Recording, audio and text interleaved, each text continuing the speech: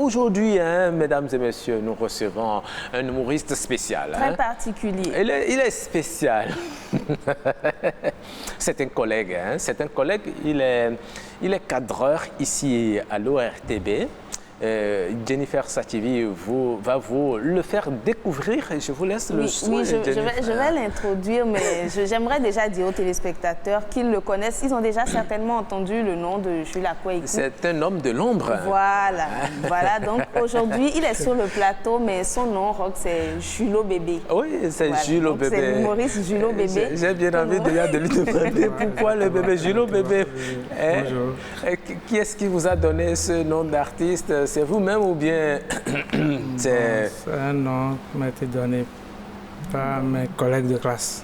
Ah. Pas des collègues de classe, des camarades de classe. Mes camarades de classe. Ah d'accord, intéressant ça. Donc ça, c'est un nom qui remonte à des années. Hein, parce que je n'aurais jamais à table avec un homme. Vous n'alliez jamais à table avec un homme? Je ne reste jamais à table en classe avec un homme. Toujours avec les femmes? Avec les femmes. Qu'est-ce qui peut expliquer ça? Bon, ça, moi, je trouve mon plaisir. Ah. Oui, et c'est là je trouve mon inspiration. Il est terrible. Il ne reste jamais à table avec un homme. Jamais. D'accord. Alors, Julo Bébé, voilà. Et la fille qui reste à côté de vous, elle vous appelle Bébé ou bien vous appelle Julo Bébé? Non, c'est Julo Bébé. Julo Bébé. Les deux vont toujours. Et quand vous appelez Julo Bébé, vous aussi vous répondez quoi? Non, j'appelle seulement pas ça. Alors, Julo Bébé, vous êtes là, hein, vous avez décidé de non seulement rester derrière la caméra, mais de vous passer aujourd'hui devant la caméra et de faire rire nos téléspectateurs. Oui, nous sommes là et c'est notre mission matinale. Bon. J'ai quelques histoires à vous raconter pour oui, nous sommes tout de suite. C'était en classe de seconde. En classe de seconde. Seconde, oui. On avait un professeur. Oui. Souvent, avant les cours, il passe d'abord par les kiosques. Les kiosques? Oui. De quoi? Les kiosques, là où on vend les sodabi. Sodabi. Vous connaissez le sodabi? Le sodabi, c'est le vin de palme. C'est de la boisson alcoolisée. Oui, là, il passe par là avant les cours. C'était un professeur de quoi? Entre camarades de classe, professeur de mathématiques. Professeur de mathématiques. Qui passe prendre du sodabi avant de venir en classe. C'est tellement que c'est pas là. Donc, un bon nombre d'élèves sont déjà au courant. Ou bien il y avait des élèves dans la classe qui l'influençaient. Oui, qui l'influençaient. Je ne sais pas. Comme vous aussi. Pas élèves hommes. En son temps, il y avait des filles vraiment. Même des familles. Bon, c'est là. Depuis quelques temps, il attendait les soupçonnements partout, les gens soupçonnaient. Bon, le professeur, il prend pas là, hein, prend pas là. Donc, il avait les rumeurs. Il avait les rumeurs. Oui. Bon, c'est de là un jour, pour nous tendre la piège. Le piège, oui. Oui, nous tendre le piège, excusez-moi. Oui. Il vient, il dit, bon, prenez une feuille. De son retour du kiosque? Oui, du kiosque. On a cours avec lui de 9h à 10h. Il vient dire prenez une feuille. Prenez une feuille, on prend la feuille, il dit bicanlais. Bicanlais, qu'est-ce qui va se passer? Ça me rappelle des années en arrière. Qu'est-ce qui va se passer? Oui. Voilà. Il dit bon, dans un litre de sodabi, vous avez combien de talopémie? Ça, je capitule. Et là, vraiment. Vous connaissez ce qu'on appelle le... Attendez. Vous connaissez... nous deux, on a répondu. Non, Julo Bébé, il faut expliquer aux téléspectateurs ce qu'on appelle talopémie, là. Hein? C'est le verre, le petit verre. Bon. Qu'on sert à boire aux vieux à la maison. Justement. Bon. Oui, c'est ça. Les petits verres qui servent à boire le sodabi. Oui, exactement, c'est ça. On prend ça. Oui, on n'en voit jamais et avoir un visage. Oui. On va toujours la mine. Donc, le professeur de mathématiques, il a demandé à ses apprenants de dire combien de ce petit verre-là on a dans un litre de sorabi. de sodabi. Oui, impossible. Si ton papa ne t'envoyait pas chercher du sorabi là, il faut trouver dans ça. Et est-ce que vous avez pu tirer votre épingle du jeu? Je n'ai rien donné comme réponse. Parce que mon papa, j'avais commencé de sorabi, je ne maîtrise rien dans ça. Et donc, vous avez eu 0. Il y a eu 0. Vous avez eu 0. Et Zéro. la bonne réponse, c'était quoi? C'était le 24, talon premier qu'il faut avoir dans... Vraiment? Oui, ça donne le 24. Vous dites vrai, là? Ah oui, Il y a 24 talons premiers talon premier dans un litre de sodabi. Dans un litre de sorabi. Ah, franchement, si Il faut j'étais être dans la classe, mathématicien pour trouver la bonne réponse. j'avoue que j'aurais eu également 0. Hein. Et Oui, vous lui avez demandé en retour quelle est la contenance de... Il ne nous a rien dit à la fin. Il a ramassé ses copies et Et il est parti. Et il est parti. Oui. Ah, dis donc. Oui. Ah, mais ça veut dire qu'il a donné beaucoup de 0. Oui, il y a eu tellement de 0. Et est-ce qu'il y a eu des gens qui ont eu 20? Oui, les gens ont eu 20. Ah bon? Oui. Sérieux? Oui, parce que les parents ne sont pas les mêmes. Des parents qui prennent aussi par là. Donc les parents connaissent le professeur, ils sont des amis du Non, kiosque. non, ne pas être des amis. Hein. Il faut que toi, chez toi, ton papa t'envoie chercher d'abord avant que... Mais ton tu le papa mettes. peut t'envoyer Non, sans que comme vous sachiez.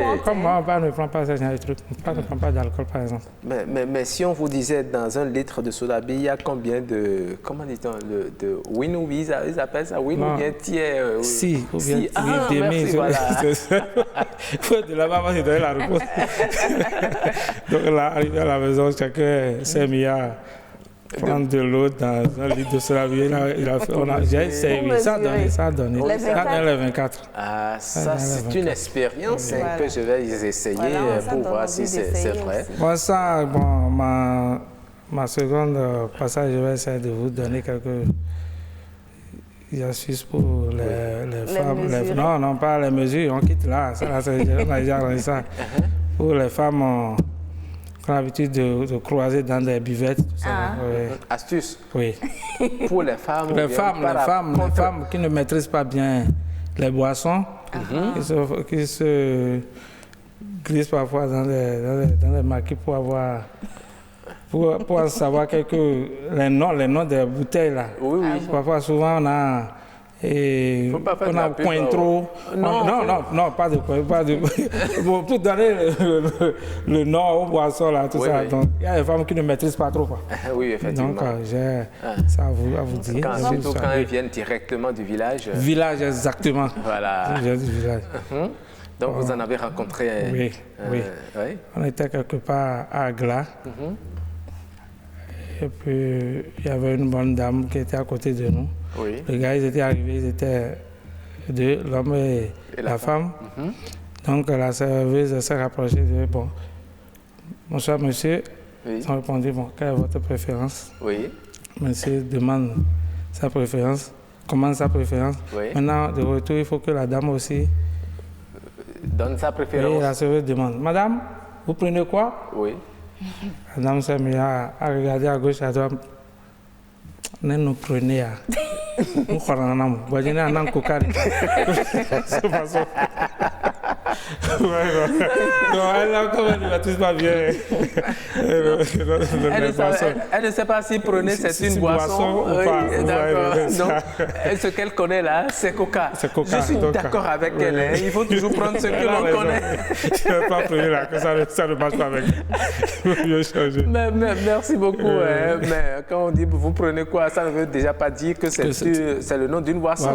C'est juste une question. Oui, mais elle a pensé que c'était le nom d'une boisson, donc exactement. elle a préféré demander directement son Coca. Alors, je la soutiens. Hein. Exactement. Avec l'histoire du demi-fou. L'histoire du demi-fou. Oui. Ah bon? Il y a un demi-fou? Un fou, c'est un fou, non? Il y a un demi-fou. Ah bon? Un demi-fou, ça va couler à la maison. Ah, Bon, l'histoire s'est produite chez moi au village. Pour un funérail. Oui.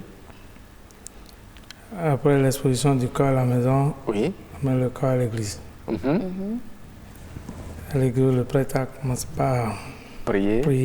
Oui. la mélodie, il y a tout, le message, tout. Donc, entre 10h et midi, Oui. ouais, que le soleil est souvent Ah bon? dedans. Et de là, il y a un fou parmi est fidèle, Oui. est complètement au fond de l'église, Oui. pratiquement à la fin. Donc, comme le prêtre lui prêchait, ça prenait du temps chez lui. Ça prenait du temps, bon, à un moment donné, il a dépassé. Il s'est levé. Ouais.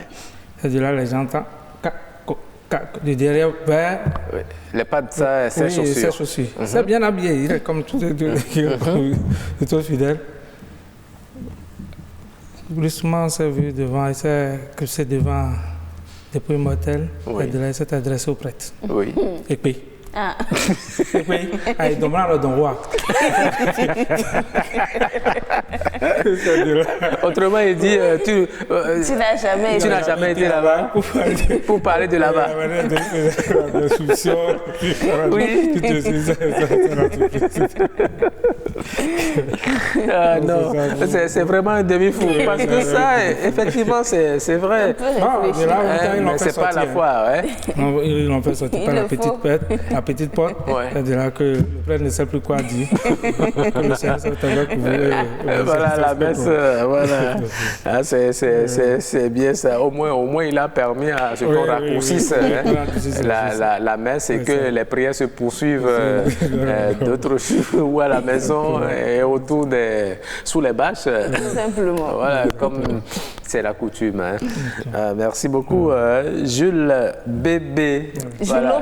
Julot Bébé, Voilà. l'homme qui n'avait jamais l'habitude de rester à table avec les garçons quand il était sur les bancs. Sur les bancs. J'espère que vous avez changé pour rester à table. Oui. D'accord. Merci beaucoup, Julot Bébé, de nous avoir fait marrer aujourd'hui.